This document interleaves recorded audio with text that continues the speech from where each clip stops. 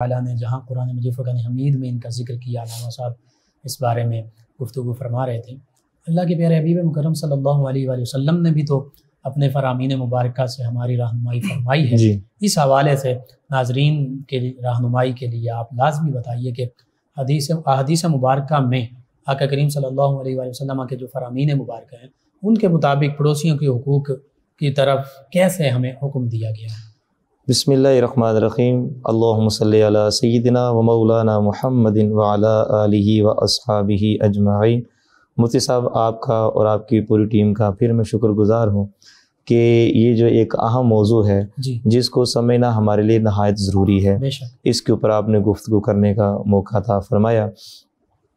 علامہ صاحب نے بڑے آسان انداز سے قرآن پاک سے استدلال کر کے پڑوسیوں کے حقوق کے متعلق گفتگو فرمائی ہے۔ ہمارے لیے نبی کریم صلی اللہ علیہ وآلہ وسلم کا فرمان حجت ہے، اور دین اسلام کا حسن یہ ہے کہ دنیا کا کوئی بھی شعبہ لے لیں تو اس کو جس آپ جہت سے بھی دیکھیں گے تو دین اسلام کے مطابق اگر دیکھیں گے تو اس میں بلائی ہی بلائی نظر آئے۔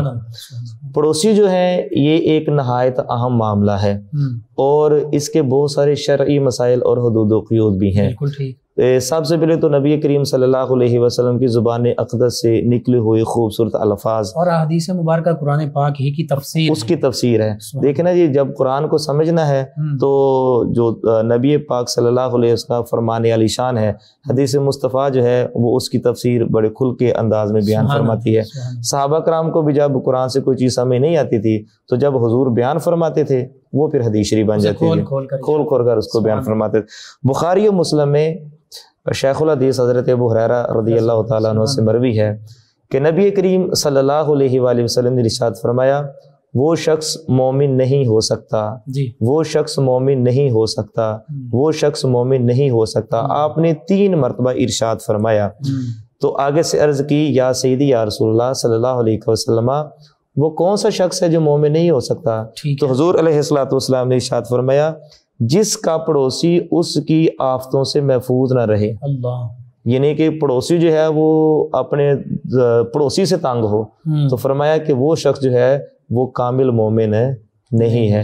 کلمہ تو اس نے پڑھا ہے لیکن اپنے اندر اگر مومنانہ صفات پیدا کرنی ہے تو اس کو جو ہے وہ پڑوسی کو ہر طرح کی تکلیف سے بچانا ہوگا۔ وہ ایمان کے تقاضے پورے نہیں کر رہا۔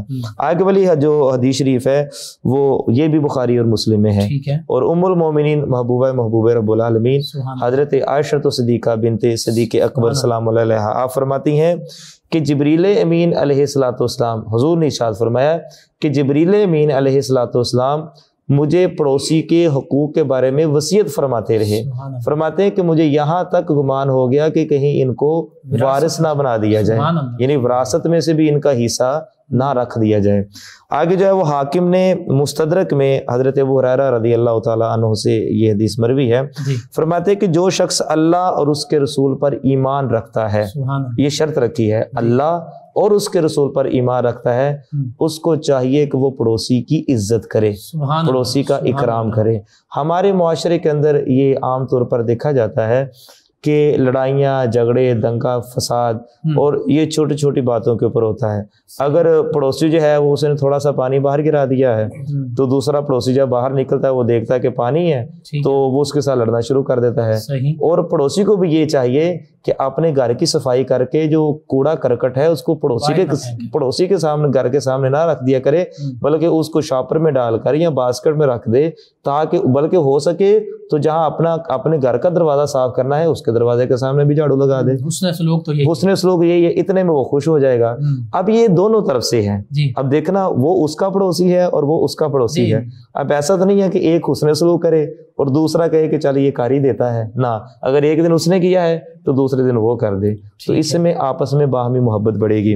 نبی کریم صلی اللہ تعالیٰ علیہ وآلہ وسلم نے ارشاد فرمایا، دہلوی کی روایت ہے اور اس کی بھی راوی جو ہے وہ محبوب رب العالمین عائشہ صدیقہ ہیں، فرمایا رسول اللہ صلی اللہ علیہ وآلہ وسلم نے ارشاد فرمایا، اے عائشہ، جب کسی پڑوسی کا بچہ آ جائے تو اس کو کچھ نہ کچھ دیا کرو۔ سبحان اللہ۔ اس سے کیا بڑھتا ہے؟ محبت بڑھتی ہے۔ اور پھر اسی کے ساتھ جو ہے وہ اگلی روایت یہ ہے کہ جس وقت کھانا بنایا جائے جی تو شوربہ تھوڑا سا زیادہ بنا لیا جائے سبحان اللہ تاکہ اس کو پڑوسی کے گھر میں بھیجا جائے. تو یہ جو باہم تبادلہ ہوتا ہے نا، یہ خوشیاں بانٹنے کا ایک ذریعہ ہوتا ہے. اور سلام کو بھی عام کرنا، پڑوسی ہے تو اس کو سلام کو جو ہے وہ عام کیا جائے. جی اس کے گھر بھی جانا ہے تو اس سے اجازت لی جائے. یہ ہمارا دین جو ہے وہ ہمیں سکھاتا ہے. سبحان اللہ.